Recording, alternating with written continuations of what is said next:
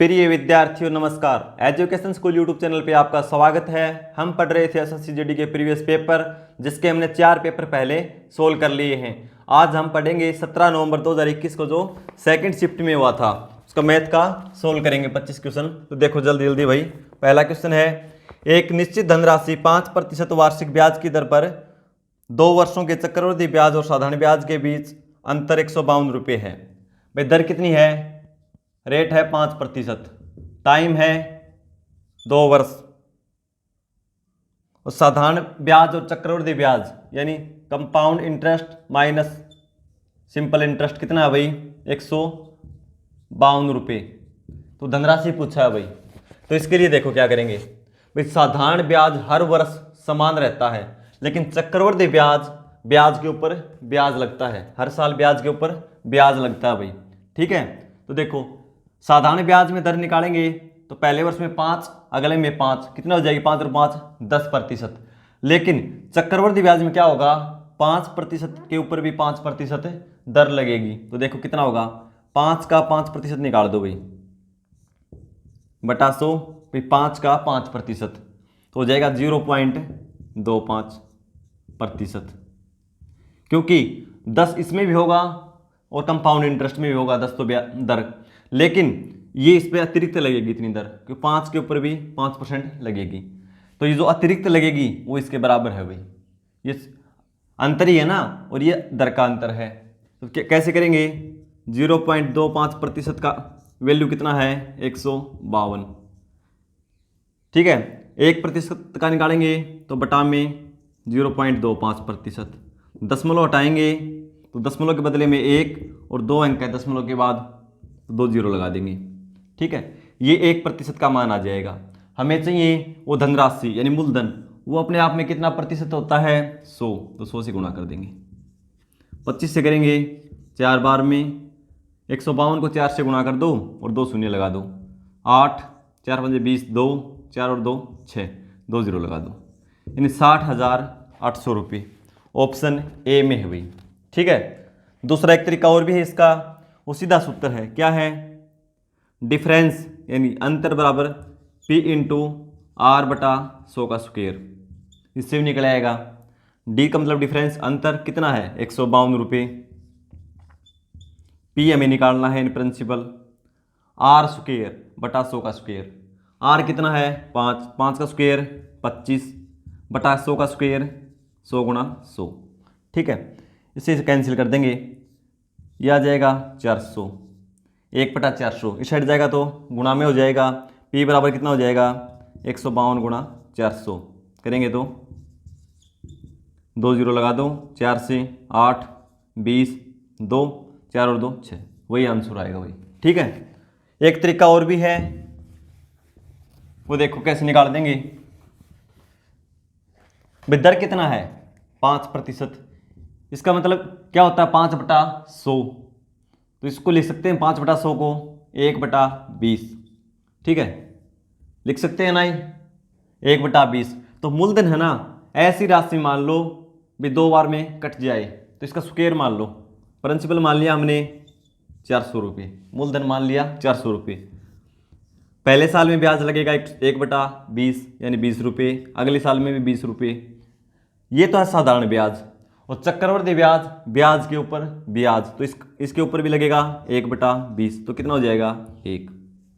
ठीक है, साधारण ब्याज पूछे 400 रुपये का तो 40 रुपये, चक्रवृद्धि पूछे तो एक और जोड़ देंगे 41 रुपये। तो अंतर कितना हुआ? 1 रुपये। ठीक है, अंतर 1 है तो मूलधन 400। ठीक है, और अंतर है कितना? 152, तो 152 से गुणा कर दो सीधा, आंसर वही होगा, यानी 0 0 8 2 और 6, 60,800 रुपये आंसर होगा भाई। कैसे भी निकाल दो। ठीक है,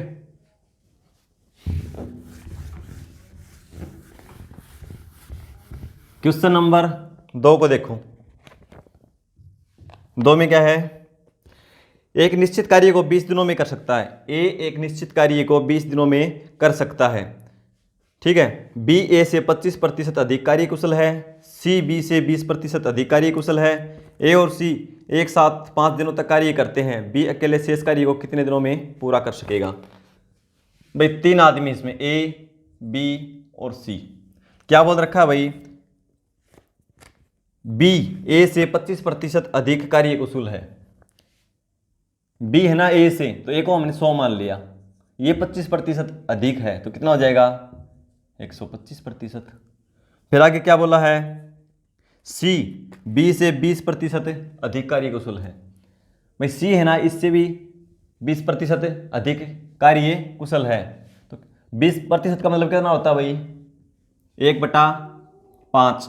ठीक है, 1/5, यानी वो 5 है तो एक ज़्यादा, यानी वो 6/5 है उसका, तो इसका हम सीधा 6/5 निकाल देंगे।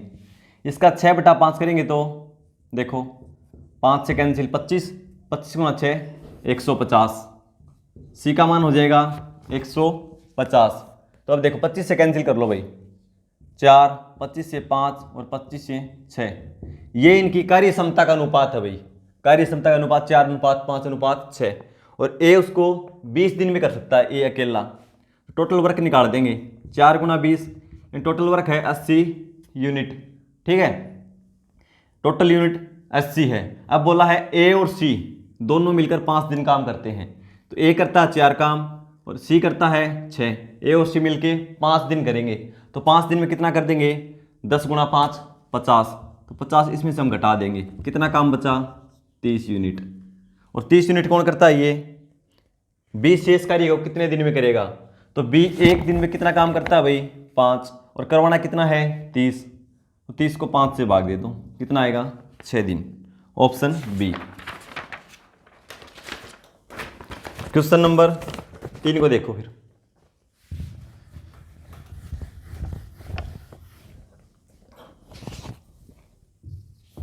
तीन में दे रखा है, रघु और रमन एक निश्चित बराबर दूरी को तय करने के लिए क्रमशः 10 किलोमीटर प्रति घंटा और 8 किलोमीटर प्रति घंटा की चाल से एक साथ चलना शुरू करते हैं।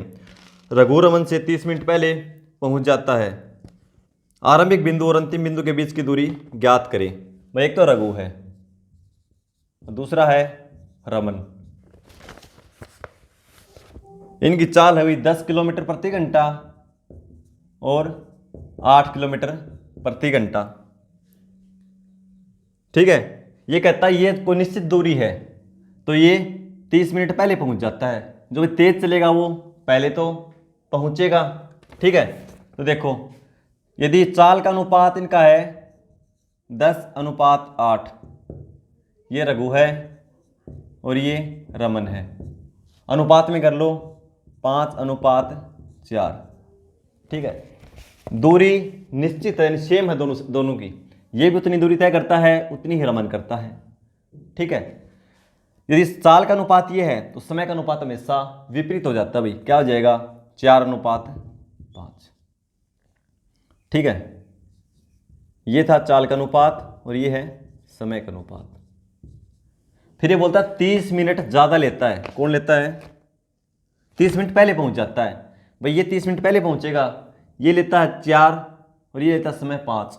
कितने अनुपात का अंतर है, 1 अनुपात का। ठीक है, 1 अनुपात का अंतर है, 1 अनुपात का अंतर है, और वैसे समय का अंतर कितना है 30 मिनट का, 30 मिनट यानी आधा घंटे का। ठीक है, अब ये समय कितना लेगा, 1/2 से गुणा कर दो, 2 घंटे, और ये लेगा 5/2 घंटे।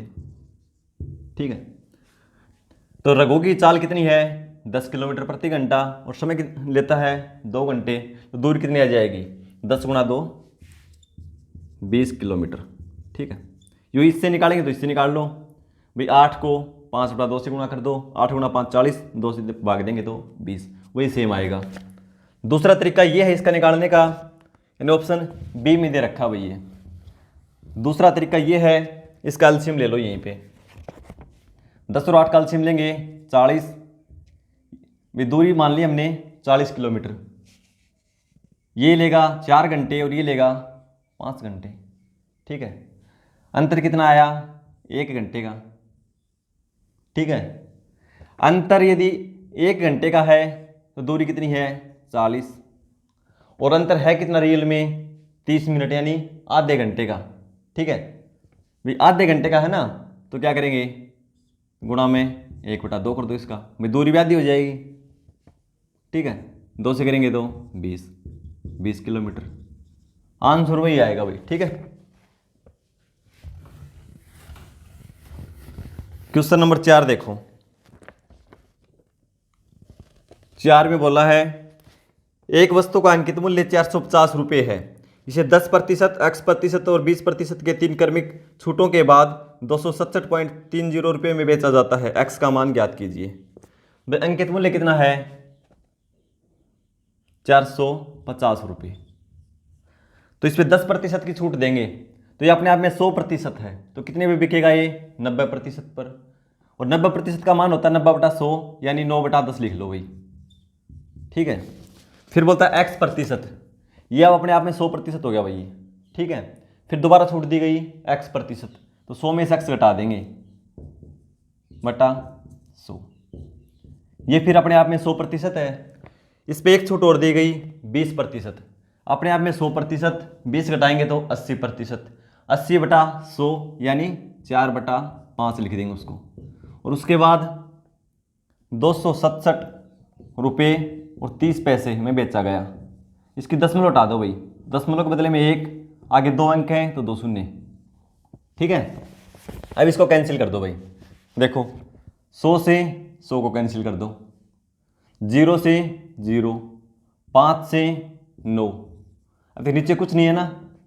ठीक है, अब ये देखो 6 और 2 8, 7 15 और 3 18, 9 से कैंसिल हो जाएगा भाई। 9 से कैंसिल कर दो इसको, 9 से 1, 9 से ये 9 दूनी 18, 8 9 9 81, 6 9 7 63, 7 2 9 9, फिर 9 से हो जाएगा ये 9 3 27, 2 9 3 27।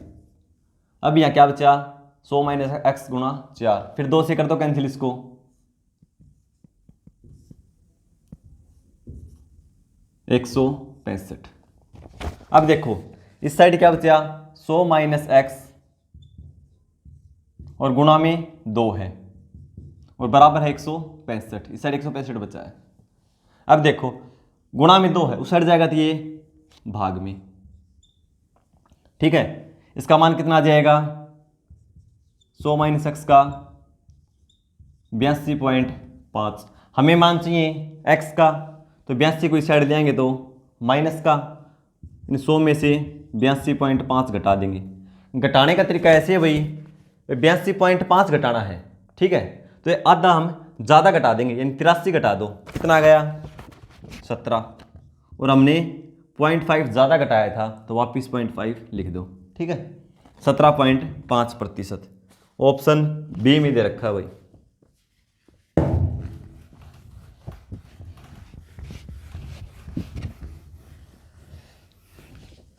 क्वेश्चन नंबर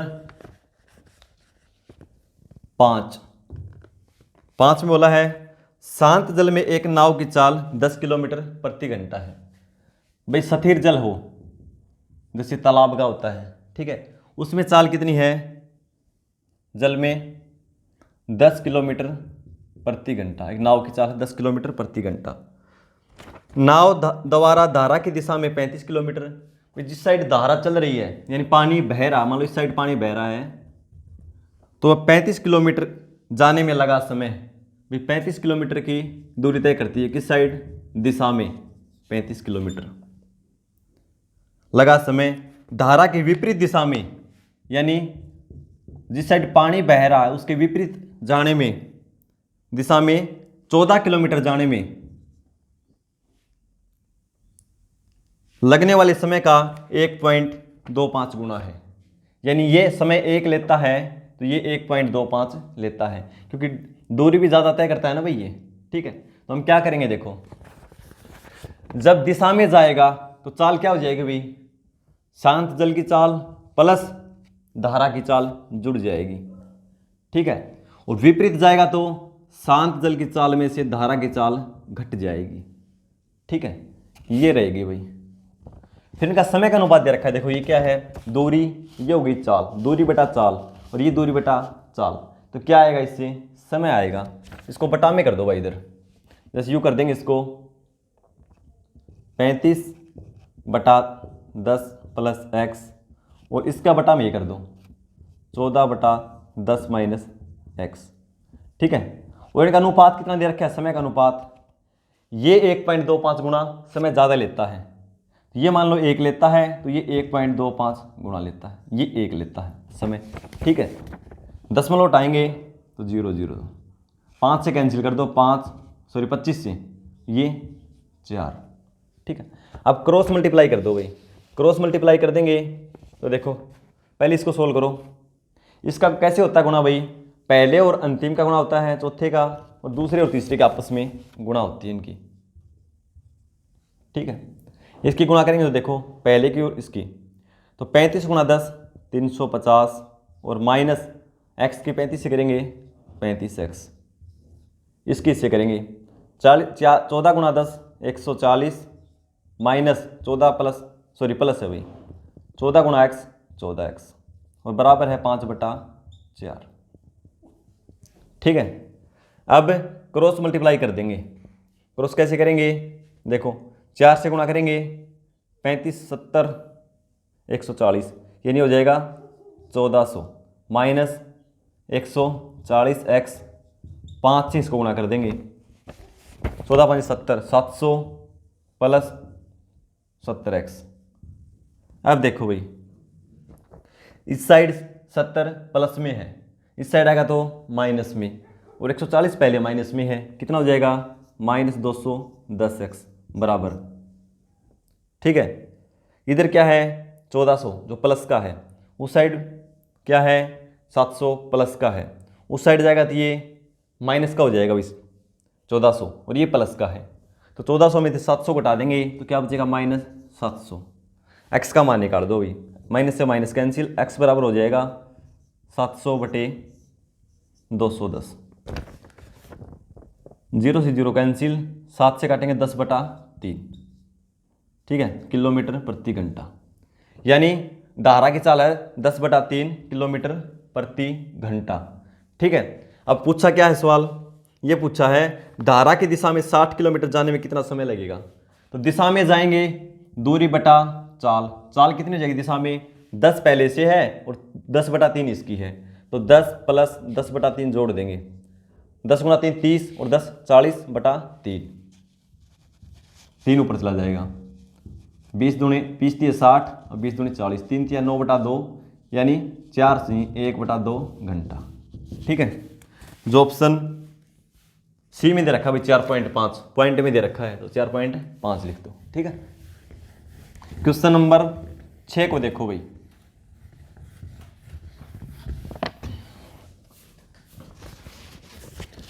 क्वेश्चन नंबर 6 दे रखा है सरलीकरण का भाई, 75 को पीछे भाग दे रखा 30 से, -3/4 ऑफ ब्रैकेट शुरू 5/7 भाग में 9/14, माइनस 3 से 1/3, माइनस 1 से 2/3। ठीक है भाई, तो सबसे पहले ब्रैकेट सोल्व करेंगे भाई। ठीक है, तो इस ब्रैकेट को सोल्व करेंगे क्या हो जाएगा 5/7, निशान पलट जाएगा गुणा में, और संख्या 14/9 संख्या भी पलट जाएगी, 7 से कैंसिल कर दो 2 बार में, यानी इसके अंदर आ जाएगा 10/9। ठीक है, 10/9, इसको भी सोल्व कर लो, बीच में चिन्ह माइनस का है, 3 3 और 1 10/3, माइनस 3 3 तो 5/3, 10/3 दोनों में हर दोनों में सेम है, तो ऊपर वाला घटा दो, 10 में से 5 घटाएंगे 5/3। ठीक है, 5/3 बचेगा। ठीक है, अब इसको सोल्व कर दो भाई। अब इसको सोल्व करेंगे तो देखो सबसे पहले ब्रैकेट खोला तो हमने 75 भाग में 30, -3/4, ऑफ का मतलब होता है का, तो सबसे पहले ये हल होगा भाई। ठीक है, भाग से पहले हल होता है भाई, ये 3 से कैंसिल करेंगे 1 3, फिर 2 से कैंसिल करेंगे 5 2। ठीक है, अब इनकी गुणा करो, कितना हो जाएगा 5 एकम 5/6। ठीक है, 5/6, 5/6 यानी 75 भाग में 30 माइनस 5/6 और ये है -5/3। अब भाग को सोल्व करेंगे, निशान पलट जाएगा, गुणा में संख्या भी पलट जाएगी 1/30। 15 से कैंसिल कर दो 5 बार में, 15 से 2 बार में। अब इसको सोल्व कर दो भाई, 5/2 माइनस 5/6 माइनस 5/3। एलसीएम लेंगे 6, 2 से भाग देंगे 3, 3 गुणा 5 15, माइनस 6 से भाग देंगे 1, 1 गुणा 5 5, 3 से भाग देंगे 2, 2 गुणा 5 10। 15 प्लस का है और 10 और 15, 15 ही माइनस का है, 15 माइनस 15 0, 0/6। किसी संख्या को जीरो को किसी भी संख्या से भाग देंगे तो क्या आएगा 0, लेकिन 0 को 6 को 0 से भाग देंगे तो ये 0 नहीं होगा भाई, ये होगा इन्फिनाइट, ठीक है, अनंत। लेकिन 0 को 6 से भाग देंगे तो क्या आएगा 0, 0 भाई ऑप्शन बी में दे रखा है, ऑप्शन बी में, ठीक है। क्वेश्चन नंबर 7 को देखो भाई, क्वेश्चन नंबर 7 में दे रखा है, एक समूह में 24 व्यक्तियों का औसत भार 72 किलोग्राम है। वे 24 व्यक्ति एक समूह में, और उनका औसत वजन कितना है, औसत वजन दे रखा है 72 किलोग्राम। और 78 केजी औसत भार वाले 3 व्यक्ति समूह से निकल जाते हैं, ठीक है। 3 व्यक्ति निकल जाते हैं भाई, 3 व्यक्ति चले जाते हैं, और जिनका औसत कितना है, जाने वाले का औसत 78 है। 75 केजी औसत भार वाले 4 व्यक्ति समूह में शामिल हो जाते हैं भाई, 4 व्यक्ति आ जाते हैं समूह में, आते हैं, और उनका एवरेज कितना है, उनका 75 केजी। तो अब समूह में व्यक्तियों का औसत भार कितना होगा, ठीक है भाई। अब औसत भार कितना होगा तो देखो, 3 व्यक्ति गए हैं जिनका है 78 किलोग्राम एवरेज है, तो तीनों का योग निकाल दो, 3 से गुणा कर देंगे, 24 2 23, यानी 234 किलोग्राम वजन वो लेकर गए हैं तीनों। और 4 जो आए हैं वो क्या है, 75 गुणा 150 2 और 150 300, यानी जो 4 व्यक्ति आए हैं वो वजन 300 ग्राम 300 किलोग्राम लेकर आए हैं। इनका अंतर देखो कितना है भाई, 300 में से 234 घटा देंगे तो अंतर कितना आएगा, यानी 60 और 6 66 किलोग्राम। और व्यक्ति गए 3 हैं, आए कितने हैं, एक व्यक्ति बड़ा है, पहले व्यक्ति 24 थे, अब कितने हो जाएंगे 25।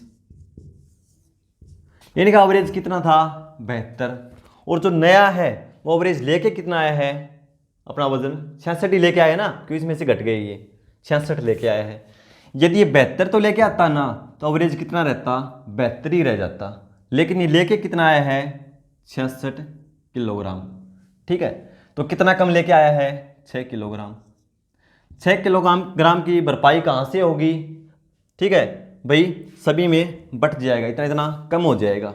तो क्या करेंगे भाई, 6 किलोग्राम है, टोटल आदमी कितने हो गए, पहले 24 थे, अब एक बढ़ गया ना, 3 गए थे, बदले में 4 आ गए, एक बढ़ गया, तो 25 से भाग दे देंगे, 25 से भाग देंगे 6 किलोग्राम को, भाग नहीं जा रहा स्टार्टिंग में 10, फिर 0 लाएंगे, 25 गुणा 50 बचेंगे 10, फिर 0 25 ओके 100, या 0.24 घट जाएगा। ये पूछा है हो कितना जाएगा, तो भाई 72 में से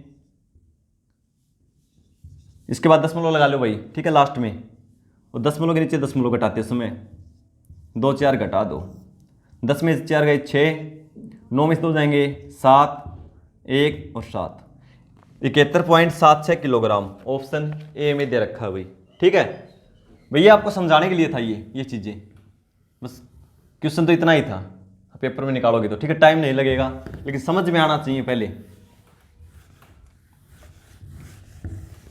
क्वेश्चन नंबर 8 को देखो भाई, 8 में दे रखा है 10 सेंटीमीटर त्रिज्या वाले 12 गोलाकार गेंदों को ऊपर तक पानी से भरी हुई बाल्टी में डुबोया जाता है। बाहर निकले हुए पानी को 20 सेंटीमीटर त्रिज्या वाले एक बेलनाकार जार में 71 किया जाता है। जार में पानी की ऊंचाई सेंटीमीटर में कितनी है? पाई का मान 22/7 लें। भाई गेंद है, उस गेंद को पानी में डुबोएंगे तो गेंद का जितना आयतन है उतना पानी बाहर निकलेगा। ठीक है, तो हम गोले का आयतन का सूत्र लगाएंगे। तो गोले का आयतन यानी गेंद कितनी है, तो 12 गेंदों का आयतन वो किसके बराबर होगा? बेलन में पानी का आयतन।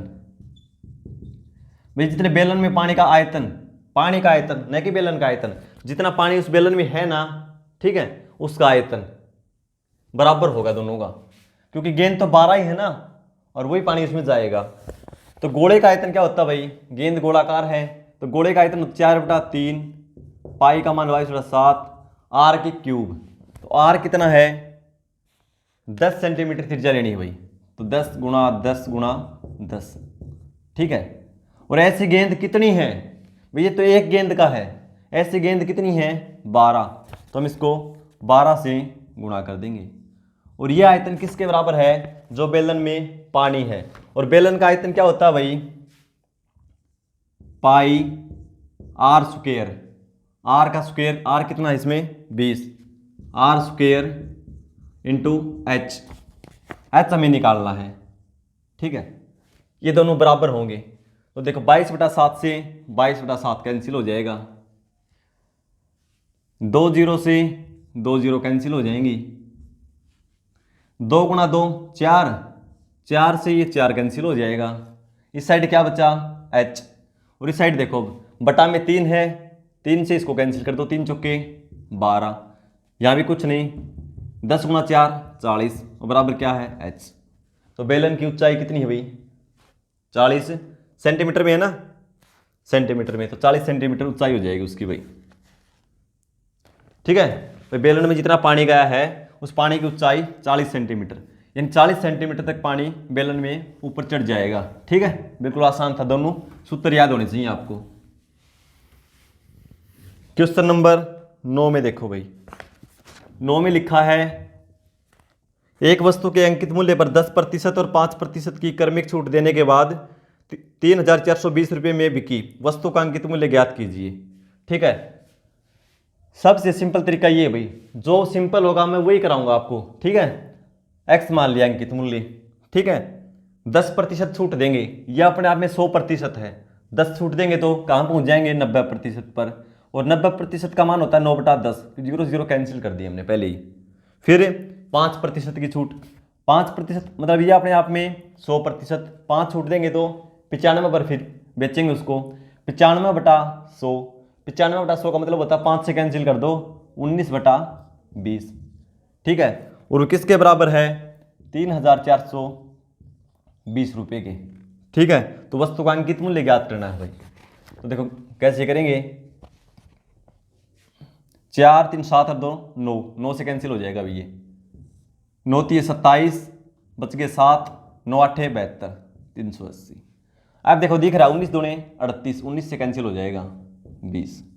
अब ऊपर कुछ नहीं है, नीचे है 20 गुणा 10 200, तो x बराबर क्या हो जाएगा? 20 गुणा, इस साइड जाएगा तो गुणा में 200, 20 का स्क्वायर 400, एक जीरो और लगा दो, 4,000 रुपये क्या होगा? अंकित मूल्य। ऑप्शन सी में दे रखा है भाई। ठीक है, बिल्कुल सिंपल क्वेश्चन है, थोड़ा समझना होगा आपको। क्वेश्चन नंबर 10 को देखो भाई, 10 में क्या है? क्रमशः 6 सेंटीमीटर, 8 सेंटीमीटर और 10 सेंटीमीटर भुजाओं वाले 3 ठोस धात्विक घनों को पिघलाकर एक नया ठोस घन बनाया गया है। नए ठोस घन की भुजा का माप ज्ञात करें। घन, घन क्या होता है भाई? क्यूब, तो इंग्लिश में क्यूब बोलते हैं। जिसकी लंबाई, चौड़ाई और ऊंचाई तीनों बराबर हो तो क्या होता है? घन होता है। जैसे इस टाइप का, ये तो भाई घनाभाकार टाइप है, मान लो भाई लंबाई भी मान लो उसकी 10 है, चौड़ाई भी 10 है, ऊंचाई भी 10 है, तो क्या हो जाएगा? घन, क्यूब। ठीक है भाई, 3 घन है, तीनों को पिघला दिया, जिनकी क्या है? 6 8 और 10, 6 सेंटीमीटर, 8 सेंटीमीटर और 10 सेंटीमीटर, ये घन की भुजा है। इनको पिघला दिया, पिघला के बड़ा घन बनाया जाता है, उसकी भुजा पूछ रखी है भाई। तीनों से एक बनाएंगे तो घन के आयतन निकालेंगे। पहले आयतन का सूत्र क्या होता है? 1 की 3, 6 की 3 8 की 3 10 की 3, तीनों को जोड़ देंगे 216, 8 की क्यूब 512 और 10 की क्यूब 1000, मतलब 3 बार गुणा करेंगे 10 गुणा 10 1000, 8 की 3 बार करेंगे तो 512, 6 की करेंगे तो 216, तीनों को जोड़ देंगे भाई, इकट्ठा पिघलाएगा इनको, तो 6 और 2 8, 2 7 1 सेंटीमीटर क्यूब सेंटीमीटर। ठीक है, अब इसी से नया घन बनाया जाता है। ठीक है, तो नए घन का क्या है, आयतन, यानी नया घन है मान लो a की 3 और उसके बराबर क्या है 1728। a का मान निकालना है, यानी a उसकी भुजा है, तो इसका घनमूल निकाल देंगे। ठीक है, या तो गुणनखंड विधि से निकालो, या जो ट्रिक है सो ट्रिक वो निकालो। कैसे होगी सो ट्रिक, सबसे इकाई का अंक देखेंगे सबसे पहले। ठीक है, इकाई का अंक क्या है 8, जिस संख्या के में इकाई का अंक 8 हो उसके घनमूल में इकाई का अंक क्या मिलेगा भाई 2। ठीक है, क्यों मिलेगा, 2 का घन करते हैं 8, 12 का करेंगे यानी लास्ट में 2 है तो कितना होता है 12 का 1728, ये 8 ही आता है ना, तो 8 का क्या मिलेगा 2, 3 अंक छोड़ दो। उसके बाद ये देखो किसके घन के करीब है। ठीक है, वे दो घनों के बीच में होना चाहिए।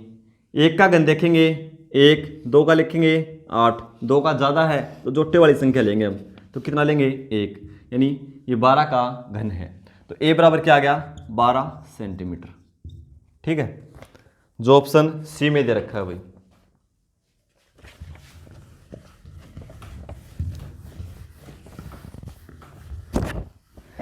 क्वेश्चन नंबर 11 को देखो भाई। 11 में क्या है, एक वस्तु को 170 रुपये में बेचने पर, वो कोई वस्तु है वे 170 रुपये में बेचेंगे उसको, तो 15% की हानि होती है। ठीक है, 15% की हानि होती है। यदि वह 206.40 रुपये में बेचे तो उसे कितने प्रतिशत लाभ या हानि होगा। भाई इस मूल्य पर बेचते हैं तो कितना हानि होता है उसको 15%। क्रय मूल्य अपने आप में कितना होता है भाई 100%।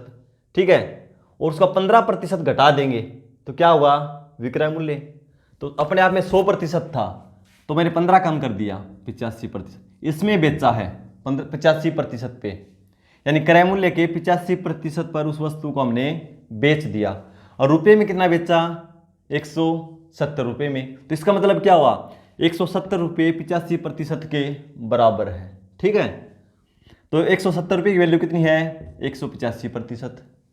ठीक है, और 1 रुपये की वैल्यू कितनी हो जाएगी 85/170। हमें इस रुपये की वैल्यू ज्ञात करनी है भाई कितने प्रतिशत के बराबर है क्रय मूल्य के, तो क्या होगा गुणा में 206.40, पॉइंट हटा देंगे, देखो बदले में 1 आगे 2 अंक है तो 2 शून्य, इसको कैंसिल कर दो भाई अब। ठीक है, 0 से 0 कर दो, 17 एकम 17, 17 पंजे 85, 5 से फिर कर दो 20, फिर 2 से कर दो। ठीक है, 2 से करेंगे तो 10 और 2 से करेंगे तो, अब इसको 2 से मत करो भाई कैंसिल, क्योंकि पूरी तो कैंसिल होगी नहीं तो हमें भाग देने में दिक्कत नहीं आएगी। ठीक है, इसको सीधा लिख देंगे 103.2%, यानी ये वैल्यू किसके बराबर है 103.2%। क्रय मूल्य अपने आप में कितना था भाई 100%, ये है 103.2%। इसका मतलब ज़्यादा है तो लाभ हुआ, कितना हुआ इसमें से 100 घटा दो, कितना आ जाएगा 3.2% लाभ होगा भाई, यानी ऑप्शन डी में दे रखा है 3.2% लाभ।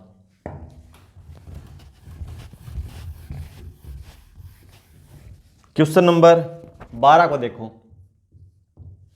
12 में क्या है, किसी निश्चित राशि पर 8% वार्षिक ब्याज की दर से 2 वर्षों में प्राप्त होने वाले चक्रवृद्धि ब्याज और साधारण ब्याज के बीच का अंतर 144 रुपये है, वह राशि रुपये में कितनी है। भाई इसमें तो 2 क्वेश्चन दे रखे हैं, सीआई और एसआई के, दोनों बिल्कुल सेम पूछ रखे हैं। एक पहला क्वेश्चन भी ऐसा ही था भाई, समय दे रखा 2 वर्ष, टाइम है 2 वर्ष, दर है 8% वार्षिक, और डिफरेंस दे रखा है दोनों का, यानी CI माइनस SI का अंतर दे रखा है 144 रुपये। तो राशि निकालनी है। तो मैंने 3 तरीके से बताया था इस क्वेश्चन को। तो देखो भाई 3 से पहला बता दिया था, ये देख लो भाई। साधारण ब्याज हर वर्ष समान रहता है, और चक्रवृद्धि ब्याज में क्या होता है, जो पहले साल का ब्याज है उसके ऊपर भी ब्याज लगता है। तो इसमें देखो भाई ये तो लगेगा साधारण ब्याज 8%, 8 फिर 8 अगले पे यानी 16%। लेकिन ये 8 के ऊपर भी 8 लगेगा। जैसे साधारण ब्याज तो ये रहेगा भाई 100 पे 8 बढ़ेगा, फिर 100 पे 8 बढ़ेगा। लेकिन चक्रवृद्धि क्या होता है, इस 8 के ऊपर भी 8 फिर बढ़ेगा। तो इसका 8 का 8% निकाल देंगे हम, कितना हो जाएगा बटा 100, 64/100 यानी 0.64 लिख लो। इतना अतिरिक्त होगा ये, ठीक है। और रुपये में अतिरिक्त कितना है 144, ठीक है। तो 0.64% की वैल्यू कितनी है 144।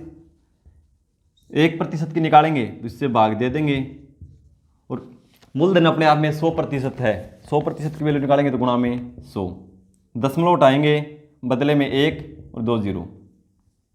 16 से कैंसिल कर दो 4 बार में, 16 से 9 बार में, 4 से 25 बार में, 25 गुणा 9 225 और 2 0 लगा दो। एक सूत्र बताया था मैंने, डिफरेंस बराबर P इंटू आर बटा 100 का स्क्वायर। इससे भी निकल आएगा भैया, अंतर रख दो या आर की वैल्यू रख दो, इससे भी निकलेगा मान, ठीक है। तीसरा तरीका और देख लो भाई। तीसरा क्या था 8%। 8% की वैल्यू होता है 8/100 यानी 4 से कैंसिल कर देंगे 2/25। तो मूलधन ऐसी राशि मान लो भाई 2 वर्ष के लिए है तो इसका स्क्वायर मान लो, 3 वर्ष के लिए है तो इसका क्यूब मान लो। तो इसमें 2 वर्ष है तो हमने मान लिया 625। इसका 2/25 करेंगे तो 25 से 25 गुणा 2 50, ये फिर 50, फिर साधारण ब्याज तो ये हो जाएगा। लेकिन चक्रवृद्धि ब्याज मूलधन पे सॉरी ब्याज के ऊपर ब्याज, तो 2/25 इसका निकाल देंगे तो कितना हो जाएगा 4। साधारण ब्याज तो हो जाएगा 50 और चक्रवृद्धि ब्याज 50 50 100 साधारण ब्याज और चक्रवृद्धि ब्याज 104 रुपये। इन 4 रुपये का अंतर है। यदि अंतर 4 है तो मूलधन कितना है 625। अंतर 1 है तो मूलधन बटा 4 कर देंगे, ठीक है। और अंतर 144 है तो मूलधन कितना हो जाएगा गुणा में 144 कर देंगे। 4 से कैंसिल करेंगे 2, 4 3 12, 2 4 6 24, 36 और 625 की गुणा कर देंगे। गुणा करेंगे तो 36 5 180, 18 36 दूनी 72 और 18 90, 9 36 6 216 और 9 225। भी आंसर वही आएगा, कैसे भी कर दो, ठीक है।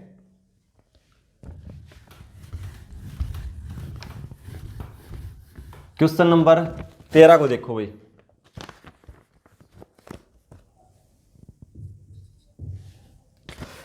एक निश्चित धनराशि साधारण ब्याज पर 2 वर्ष में 8,640 रुपये और 3 वर्ष में 9,720 रुपये हो जाती है। धनराशि और वार्षिक ब्याज की दर कितनी है भाई। वो 3 वर्ष में तो होती है, 3 वर्ष में होती है, इसका मतलब क्या है मिश्र धन।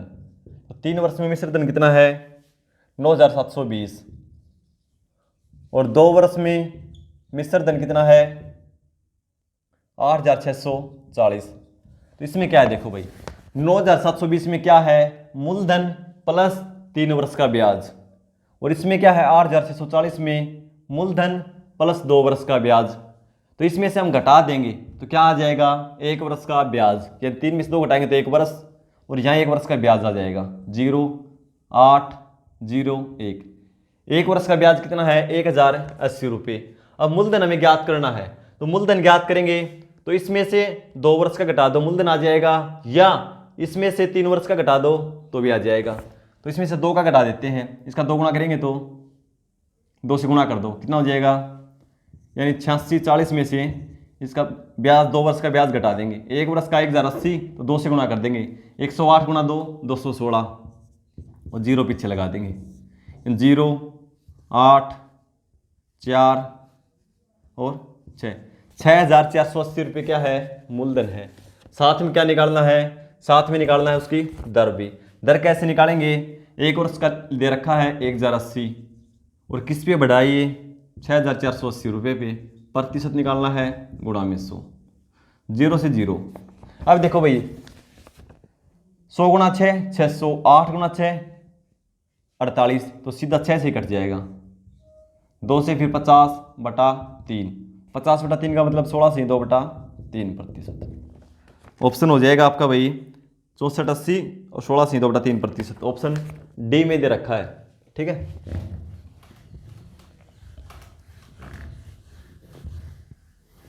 क्वेश्चन नंबर 14 को देखो भाई। 14 में दे रखा है, किसी वस्तु के अंकित मूल्य पर 12.5% छूट के देते हुए कोई दुकानदार इसे 805 रुपये में बेचता है। यदि उसने यह छूट नहीं दी होती तो उसे 15% का लाभ होता। वस्तु का क्रय मूल्य कितना है? भाई अंकित मूल्य अपने आप में 100% था। ठीक है, उसने 12.5% की छूट दे दी। ठीक है, तो कितने प्रतिशत पे बेची है वो? इसमें से घटा दो, 100 में से 13 घटा दो, कितना आएगा? 87। हमने आधा % ज़्यादा घटाया है, आधा वापस जोड़ दो, यानी उसने अंकित मूल्य के 87.5% पर बेच दी वो। और रुपए में कितने बेची? 805 रुपये में। भाई 87.5%, ये भी विक्रय मूल्य है, ये भी विक्रय मूल्य है, दोनों क्या है? बराबर। 87.5% की वैल्यू कितनी है? 805 रुपये। 1% की निकालेंगे तो बटा में 87.5, पॉइंट हटाएंगे तो गुणा में 10, ये 1% की वैल्यू आ गई। हमें पहले अंकित मूल्य निकालना है, तो अपने आप में कितना था वो? 100%, तो 100 से गुणा कर दो। अब इसको 25 से कैंसिल कर दो भाई, 25 चौके 100 और 25 से कम 25 बचेंगे 12, 25 5 125। ठीक है, 15 बार में आ जाएगा 25 से, सॉरी 25 से 75 है भाई। ठीक है, इतना आ जाएगा 35 बार में। फिर इसको 5 से कैंसिल कर लो, 5 से 16 5 80, 161, ये 5 से 7, फिर 7 से कैंसिल हो जाएगा, 23 7 161 होते हैं भाई। अब देखो 23 चौके 92, 92 में 0 लगा दो, 920 रुपये। तो उसका अंकित मूल्य क्या था भाई? 920 रुपये। फिर ये कहता है इसी मूल्य पर बेचता तो कितने प्रतिशत लाभ होता? 15%। यानी ये क्रय मूल्य का कितना हो गया? 115%, क्योंकि इसमें 15% लाभ भी शामिल है ना। क्रय मूल्य प्लस 15% लाभ की वैल्यू ये हो जाती।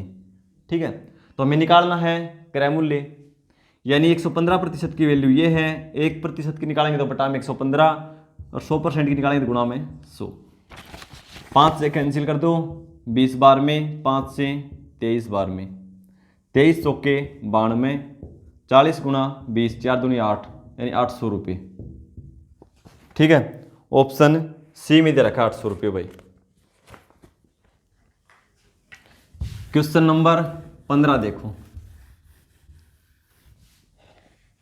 15 में क्या लिखा है भाई? ए और बी की आय का अनुपात 4:5 है। ए और बी हैं दो आदमी, अनुपात 4:5। अनुपात में हो, इसको x मान लो एक बार आय को। ठीक है, 4x और 5x। उनके वे खर्च का अनुपात है 2:3। जो खर्च करते हैं वे लिख रहे, खर्च लिख दो, 2:3 है उनका अनुपात खर्च का। ए 7200 रुपये और बी 6000 रुपये की बचत करते हैं। तो ए और बी, ए की आय कितनी है भाई? ये तो है इनकी इनकम, ये इनका खर्च का अनुपात। और बचाते कितना है? ए बचाता है 7200, बी बचाता है 6000 रुपये। तो ए की आय पूछ रखी है। देखो ए की आय कितनी है? 4x। इसमें से मैं इसका बचत कितनी है? इसकी बचत पहले की है 7500, दूसरे की है 6000। इसमें से मैं बचत घटा दूं। ठीक है, और बी की इनकम है 4x, इसमें से इसकी बचत घटा दूं। जब जो उनकी आय है, आय में से जो बचत है वो घटा दी, तो बाकी क्या बच गया? खर्च। वो कितना है? इसका 2 है और बी का कितना है? 3 है। इसके बराबर रख सकते हैं भाई। ठीक है, बिल्कुल सिंपल क्वेश्चन हो गया। अब इसको क्रॉस मल्टीप्लाई कर दो, 4 गुणा 3 12x माइनस 72 को 3 से करेंगे 216, 20 बराबर 5 गुणा 2 10x माइनस 12000। ठीक है, अब ये 10x इस साइड माइनस का है, प्लस का है, इस साइड आएगा तो ये माइनस का। तो 12 में से 10 घटा देंगे तो 2x बराबर, इस साइड ये माइनस का है, उस साइड जाएगा तो ये प्लस का। तो 21,600 में से 12,000 घटा देंगे तो कितना आएगा, इन 12 और 9 21, 9,000 और 600 ज़्यादा है 9600 रुपये। ठीक है, x का मान कितना आ जाएगा, 2 से भाग दे देंगे भाई 4800, क्यों 2 इस साइड आएगा तो भाग में हो जाएगा ना।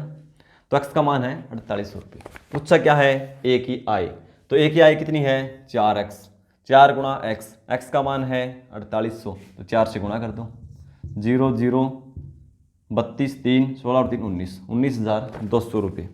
ऑप्शन सी में दे रखी हुई।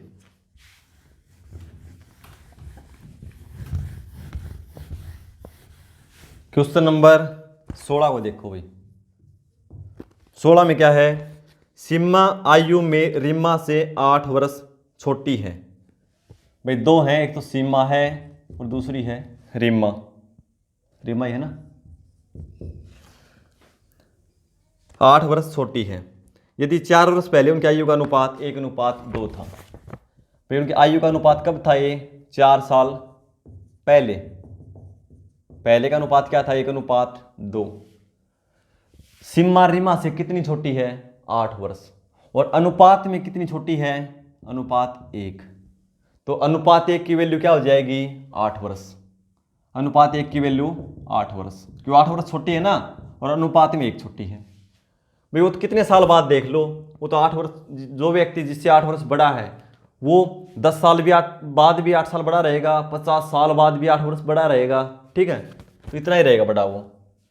तो इनकी आयु निकाल देंगे, एक अनुपात का मान आ गया 8, तो इसका निकालेंगे तो गुणा 8 से करेंगे तो 8, इसको 8 से गुणा करेंगे तो 16, यानी सीमा की आयु है 8 वर्ष और रीमा की 16 वर्ष। कब है ये, 4 वर्ष पहले, 4 वर्ष पहले की है। तो अब कितनी हो जाएगी, दोनों में 4 4 जोड़ दो, वर्तमान हो गई 12 और इसकी हो गई 20। पूछा क्या है वो देखो, अब से 6 वर्ष बाद सीमा की आयु क्या होगी, अब से 6 वर्ष बाद, तो इसमें 6 और जोड़ दो भाई, सीमा में कितना हो जाएगा 18 वर्ष, जो ऑप्शन बी में दे रखा है भाई। क्वेश्चन को समझो पहले, जैसे बोलता वैसे लिखते जाओ। क्वेश्चन नंबर 17 में क्या है, दो संख्याओं m और n का योग 84 है। दो संख्या भाई m प्लस n कितना है 84। क्या दे रखा है, m n से बड़ा है, यानी m बड़ा है भाई, इसका मतलब ये होता है ये बड़ा है। ठीक है, उनका अंतर 6 है, बड़ा है तो मतलब क्या हुआ m माइनस n बराबर 6। ये दोनों संख्याओं का अनुपात ज्ञात कीजिए। तो अनुपात के लिए हमें क्या करना पड़ेगा, पहले दोनों संख्याएं ज्ञात करनी पड़ेंगी। भाई जब दो संख्याओं का योग दे रखा हो, जब दो संख्याओं का अंतर दे रखा हो, यदि बड़ी संख्या निकालनी है तो दोनों को जोड़ के 2 से भाग कर दो भाई, इनको भूल जाओ, टाइम वेस्ट मत करो। 84 और 6 90, 90 को 2 से भाग देंगे तो बड़ी संख्या क्या है 45। तो बड़ी क्या थी वैसे m, तो m का मान है 45। छोटी निकालनी हो तो क्या करेंगे, दोनों का अंतर कर दो, 84 में से 6 घटा दो, कितना है 78, 78 को 2 से भाग दे दो, यानी दिखा देता हूँ करके भाग आपको। दोनों को जोड़ा 90, 2 से भाग दिया 45। छोटी निकालनी है, दोनों का अंतर, 84 में से 6 घटाएंगे 78 और 2 से भाग दे दो 39। ठीक है, ये तो वैसे भी निकाल सकते थे आप मन मन में, लेकिन आपको निकालने के दिखाने के लिए मैंने कर दिया ऐसे। ठीक है, बड़ी संख्या 45 है, छोटी 39 है, दोनों का अनुपात पूछा है तो लिख दो भाई 45 अनुपात 39। कटता है तो काट दो, 3 से 15 और 3 से 13, 15 अनुपात 13, ऑप्शन ए में दे रखा है भाई। ठीक है, ये ध्यान रखना, दोनों को जोड़ के 2 से भाग, बड़ी संख्या, दोनों का अंतर कर देंगे, योग का और अंतर का अंतर कर देंगे तो 2 से भाग देंगे तो छोटी संख्या। क्वेश्चन नंबर 18 देखो, एक ट्रेन की चाल 110 किलोमीटर प्रति घंटा है, चाल अब 110 किलोमीटर प्रति घंटा, यह 20% बढ़ जाती है, 20% बढ़ जाती है। 20% का मतलब कितना होता है भाई 20/100, यानी 1/5, यानी 5 पे 1 बढ़ जाती है 6। या सीधा कर लो, ये अपने आप में 100% है, 20% बढ़ाएंगे तो 120%, प्रतिशत हटाएंगे तो बटा में 100, 20 से कैंसिल कर दो 6/5, बात वही है। ठीक है। तो कैलकुलेशन ज़्यादा ना हो इसलिए हम क्या करते हैं, उनकी शॉर्ट फॉर्म लिखते हैं। तो 120% का मान होता है 6/5, ये कर दिया। फिर ट्रेन एक समान चाल से चलती है भाई। ट्रेन चालक गति कम करो का संकेत देखता है। भाई कहीं संकेत लिखा होगा गति कम करो, ठीक है। तो उसने संकेत देखा, इसलिए वह उस ट्रेन की चाल को 40% कम कर देता है। 40% कम कर देता है। ट्रेन की अंतिम चाल दशमलव के एक स्थान तक सही कितनी है, ठीक है। ये बढ़ाई थी 20%, अब की बार 40% कम कर रहा है ये अपने आप में कितना प्रतिशत है, 100%। अब क्या कर देगा वो 40% कम, तो 100 में 40 घटाएंगे तो 60%। 60%, 60/100 यानी 3/5 भी लिख सकते हैं भाई। ये चाल कर दी। अब 5 से कैंसिल कर दो 22 बार में। अब ये कैंसिल नहीं होता, गुणा कर दो। 6 × 3 18, 18 दूनी 36, 36 और 3 39, 396/5 किलोमीटर प्रति घंटा ये चाल हो जाएगी। फिर पूछा दशमलव में एक स्थान तक, एक स्थान तक निकालने तो 5 से भाग दे दो। 5 7 35 बचेगा 4, 5 9 45, 1 5 2 10, 79.2 किलोमीटर प्रति घंटा उसकी चाल हो जाएगी, जो ऑप्शन ए में दे रखी हुई। क्वेश्चन नंबर 19 का देखो भाई। 19 में दे रखा है सरलीकरण का क्वेश्चन और है भाई। सरलीकरण के क्वेश्चन एसएससी जीडी में हर पेपर में 2-2 मिले हैं अभी तक, तो इस टॉपिक को ध्यान से पढ़ना भाई। 6 + 3 ऑफ 7 - 5 ब्रैकेट बंद भाग में 2 ऑफ 11 का मान कितना है। तो देखो सबसे पहले ब्रैकेट को सोल्व करेंगे भाई। तो ब्रैकेट में ये है, ब्रैकेट में क्या सोल्व करेंगे, ऑफ को सोल्व करेंगे। ऑफ का मतलब क्या होता है का, और का मतलब गुणा, तो इसका मतलब गुणा। ये पहले सोल्व होगी तो 7 × 3 कितना हो जाएगा भाई 21, ठीक है। 21 और 6 27, 27 में 5 जाएंगे 22। अब ब्रैकेट खोल दो, 22 भाग में 2 ऑफ 11, तो ये पहले सोल्व होगा। तो 11 × 2 22, 22 भाग में 22 कितना हो जाएगा भाई 1, ठीक है। ऑप्शन बी में दे रखा है, ठीक है। तो 22 को 22 से भाग देंगे, एक आएगा ना। क्वेश्चन नंबर 20 को देखो भाई। 20 में क्या है, एक समूह में 55 छात्रों का औसत वजन 56 छात्रों का औसत वजन 55 किलोग्राम है। एक समूह भाई, उसमें 56 छात्र हैं और औसत वजन कितना है, औसत वजन उनका 55 किलोग्राम, ठीक है। 60 किलोग्राम वाले 12 छात्र इस समूह से निकल जाते हैं। कितने छात्र जाते निकलते हैं, 12 चले जाते हैं। 12 छात्र चले जाते हैं और उनका औसत क्या है 60 किलोग्राम भाई। 60 किलोग्राम वाले 12 चले जाते हैं और 52.5 किलोग्राम औसत वजन वाले 6 छात्र समूह में शामिल हो जाते हैं। ये तो जाते हैं और प्लस 6 छात्र नए आते हैं और उनका औसत कितना है भाई 52.5 किलोग्राम, ठीक है। तो सबसे पहले ये देखो, जो 12 छात्र गए हैं वो कितना वजन लेकर गए हैं, औसत है 60, गए हैं 12 तो गुणा कर दो, 720 किलोग्राम वजन वो लेकर गए हैं, ठीक है। नए कितने आए हैं वो देखो कितना लेकर आए हैं, 6 से गुणा कर दो, 5 के 30, 3 6 दूनी 12 और 3 15, 1 30 और 1 31, एक अंक के बाद दशमलव, तो यहाँ दशमलव इन कैंसिल कर दो जी, 315। जो गए हैं 12 उनका वजन था 720 किलोग्राम, जो नए आए हैं 6 उनका वजन है 315 किलोग्राम। तो इसमें से घटा दो भाई कितने वजन का अंतर हुआ, 10 में से 5 जाएंगे 5, 1 में से 1 0 और 7 में से 3 गए 4, ठीक है। देन 405 किलोग्राम वजन वो लेकर गए हैं। और छात्र गए कितने टोटल, यानी 12 गए हैं 6 आ गए, तो यानी गए कितने 6 छात्र यहाँ से चले गए और कितना वजन एक्स्ट्रा ले गए वो, यानी वो 605 किलोग्राम वजन इसमें से ले गए, ठीक है। उनको लेके कितना जाना चाहिए था भाई, औसत था 55। यदि वो 55 के हिसाब से ले जाते ना तो कोई फर्क नहीं पड़ता, यानी 6 छात्र थे और 55 का एवरेज ले जाते तो कितना ले जाते वो, 6 5 30 3, 30 और 3 33। यदि वो 330 किलोग्राम ले जाते तो कोई फर्क नहीं पड़ता, लेकिन कितना ले गए वो 405 किलोग्राम। कितना एक्स्ट्रा ले गए 5 7 75 किलोग्राम वो अतिरिक्त ले गए भाई। ठीक है, तो इसलिए औसत ये कम होगा। कितना कम होगा वो देखो, फिर पूछ रखा है औसत वजन में हुई कमी ज्ञात करो। तो कितना वजन कम हुआ, वजन कुल 75 किलोग्राम कम हुआ, इन पे असर पड़ा।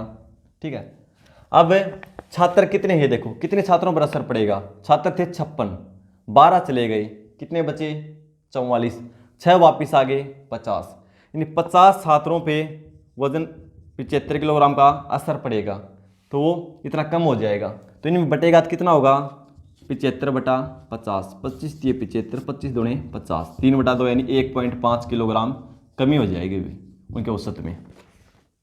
ठीक है, इतनी कमी हो जाएगी, 1.5 किलोग्राम कमी। ठीक है, सिंपल था बिल्कुल, गुणा करनी है बस इनकी। जो आए हैं उनका जोड़ दो, गए हैं उनका घटा दो। क्वेश्चन नंबर 21 का देखो भाई, 21 में बोला है एक संख्या में 25% की कमी की जाती है, फिर 25% की वृद्धि की जाती है, उसमें हुई शुद्ध प्रतिशत वृद्धि या प्रतिशत कमी ज्ञात करें। भाई पहले किसी संख्या को x% बढ़ा दिया जाए या किसी इनकम बढ़ा दी जाए और फिर वापस x% कम कर दी जाए, उसमें हमेशा कमी होती है, हमेशा कमी होती है, कमी प्रतिशत। कितना होता है x² बटा 100।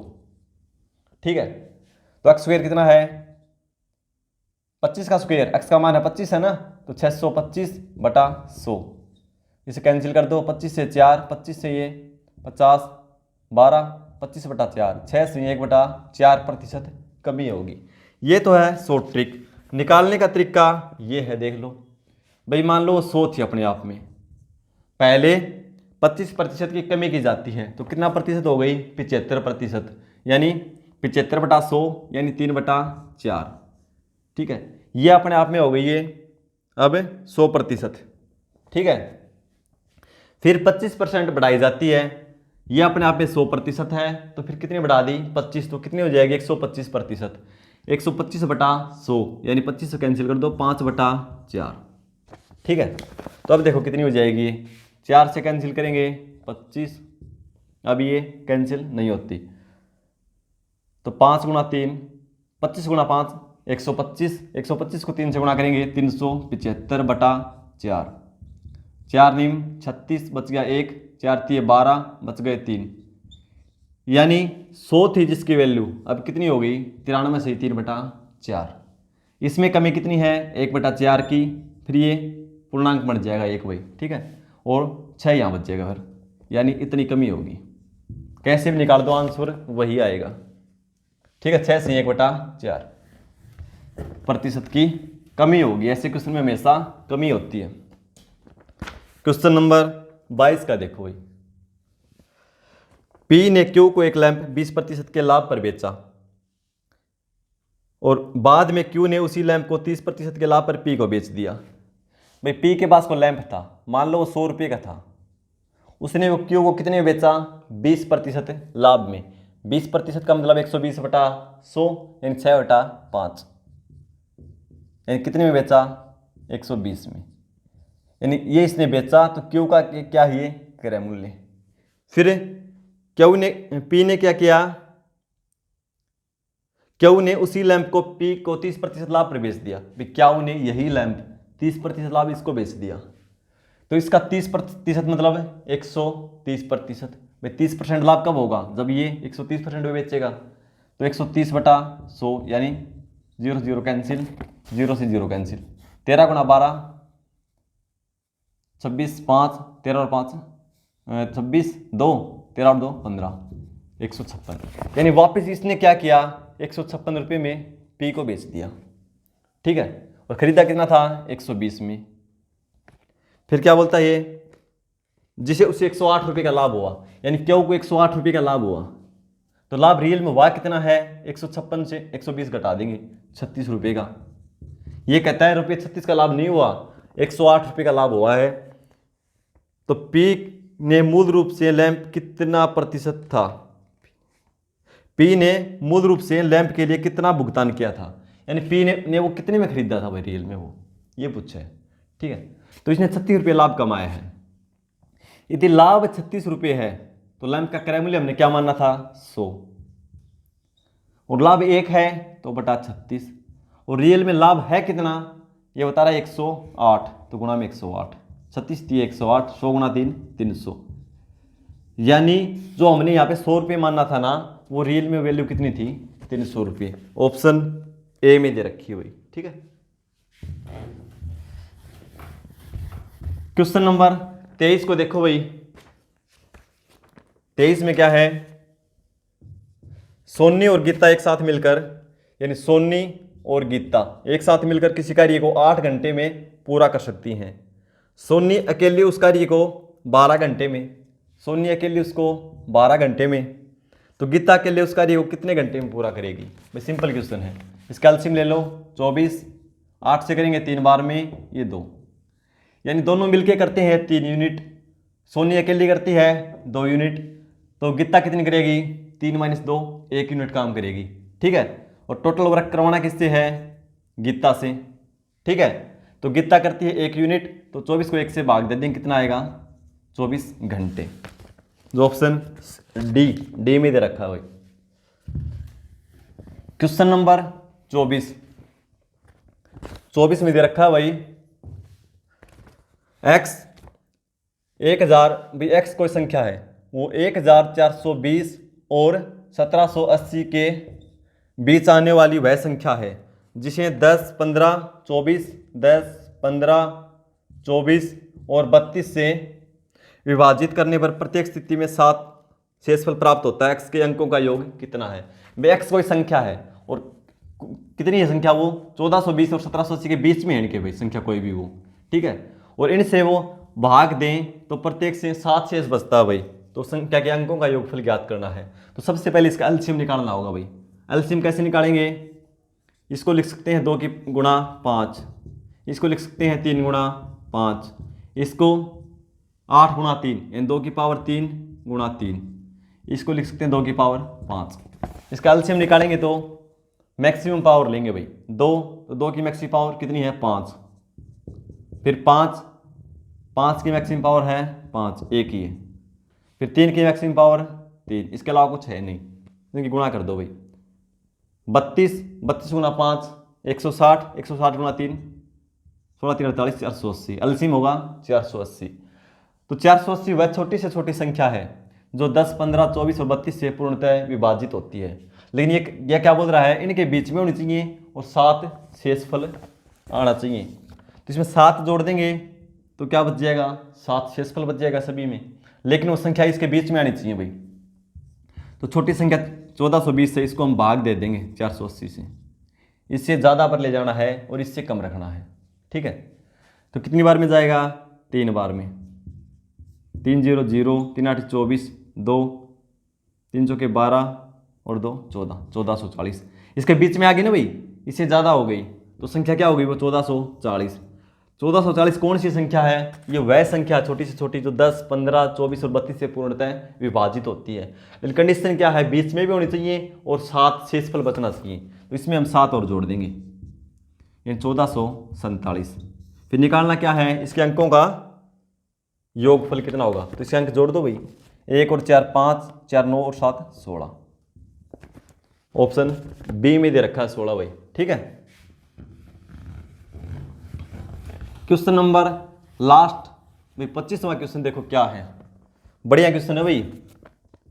25, 15 मीटर और 12 मीटर भुजाओं वाले कमरे के फर्श को पक्का करने के लिए आवश्यक वर्गाकार टाइलों की न्यूनतम संख्या ज्ञात करें। भाई कमरे की भुजाएं हैं 15 मीटर और 12 मीटर, ये बोल रहा है इसमें वर्गाकार टाइलें लगानी है। ठीक है, वर्गाकार टाइलें लगानी है तो टाइलों की संख्या कितनी होगी, और न्यूनतम पूछा है, तो वर्गाकार टाइलें, तो सबसे पहले हमें टाइल की भुजा निकालनी होगी। टाइल की भुजा कैसे निकालेंगे, जो इसका एचसीएफ आएगा, जो है बड़ी से बड़ी संख्या जो इन दोनों को पूर्णतः विभाजित कर दे। तो बड़ी से बड़ी क्या होगी भाई, 3 से बड़ी कोई नहीं है ना, इससे भी भाग कर देगी, इसको भी कर देगी। एचसीएफ क्या आ गया, 3, और एचसीएफ क्या होगा, टाइल की भुजा। ठीक है, तो टाइल की भुजा कितनी होगी, टाइल की भुजा की लंबाई होगी 3 मीटर। टाइल कैसी है, वर्गाकार, तो चौड़ाई भी कितनी होगी 3। टाइलों की संख्या कैसे निकालेंगे, कमरे का क्षेत्रफल, कमरे के फर्श का क्षेत्रफल बटा भुजा यानी एक टाइल का क्षेत्रफल। तो कमरे के फर्श का क्षेत्रफल लंबाई गुणा चौड़ाई, ये होगा कमरे का क्षेत्रफल। ठीक है, टाइलों की संख्या कैसे निकालेंगे, तो एक टाइल के क्षेत्रफल से इसको भाग दे देंगे। तो टाइल की भुजा 3 है, टाइल वर्गाकार है, तो भुजा गुणा भुजा, ये टाइल का क्षेत्रफल हो जाएगा। इसको कैंसिल कर दो, 3 से 5 और 3 से 4, 4 5 20 टाइल लगेंगे उस क्षेत्रफल में, कमरे के क्षेत्रफल को पक्का करने के लिए। उसके फर्श को पक्का करेंगे तो कितने टाइल लगेंगे, 20। ऑप्शन सी में दे रखा हुई। ये क्वेश्चन थे आपके आज के पेपर में। वीडियो देखने के लिए धन्यवाद।